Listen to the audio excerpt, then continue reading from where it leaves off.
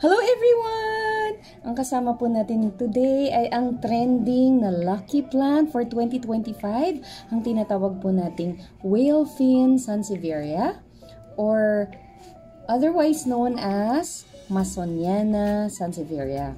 Ang tawag din po sa kanya ay Mason's Congo at siya raw po ang pinakamaswerte dahil tinatawag rin siyang millionaire plant or dollar plant. So, ito po ay isang sansevieria, although na-reclassify na po siya as Dracaena, pero halos wala namang nagre-refer sa kanya as Dracaena. So, sansevieria na rin po ang tawag natin. So, ka-family niya po ang mga snake plants. So, kagaya po ng ibang snake plants, ito po ay best air purifier. Na-classify siya ng NASA as top air purifier among the snake plants. So, dun pa lang, swerteng-swerte na po tayo. Bakit po sinabing swerte itong whale fin compared sa ibang snake plants? Dahil po, ang kanyang pagtubo ay upward. So, parang paakyat po tayo. Mas maraming swerte pataas. Positive. At tapos, ito naman po sa pinakadulo niya ay pointed siya. So, ito raw ang panglaban sa mga negative energies. So, this one wards off negative energies and attract the positive ones. Tsaka ang maganda raw po sa kanya, kaya siya maswerte ay may pagkabilog po yung shape niya. Dito sa gilid, round po siya. So, it symbolizes money. Naniniwala po ba kayo dito? So, try nyo po na magkaroon, mag-alaga ng plant na ito and let's see kung tayo magiging milyonaryo. So, ito po ay napakadaling alagaan. Kasi po, hindi niya kailangan ng laging dinidilig.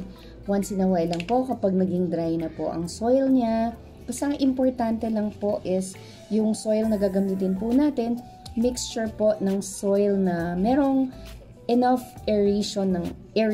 So, ang gagawin po natin, lalagyan po natin ng mga bato-bato or something na makakapag-loosen up ng soil, kagaya ng ipa ng palay o kaya po ng coco peat or yung iba naman po orchid bark. Kung ano po yung meron tayong available na organic or pwedeng ihalo sa soil, ilagay lang po natin. Kasi ang cause po ng pagkamatay nito ay kapag po nasobrahan tayo sa dilig. Kagaya po ng mga succulents and cactus, nag-store po siya ng tubig dito sa loob ng kanyang leaf. So, bawal po sa kanya ang overwatering. So, best gift din po ito sa mga beginners, mga hindi pa po masyadong magaling mag-alaga kasi po hindi siya high maintenance. Kahit minsan lang po siya diligan, tsaka po kahit po hindi i-fertilize, kaya niya pong mag-survive galing po sa soil na nutrients po, nabubuhay po siya. So, ito po, itry po natin and madali pong magparami nito. Sabi nila rare plant ito kasi po slow growth siya kapag hindi siya ilalagay sa maliwanag na lugar. Pero kung ilalagay mo po siya sa bright, indirect sunlight, mas mabilis po ang paglago niya at paglaki niya. And madali po siyang i-propagate. Kagaya po ng mga ibang snake plants, ikakat lang po, tas pwedeng ibabad sa tubig or ibaon diretso sa lupa.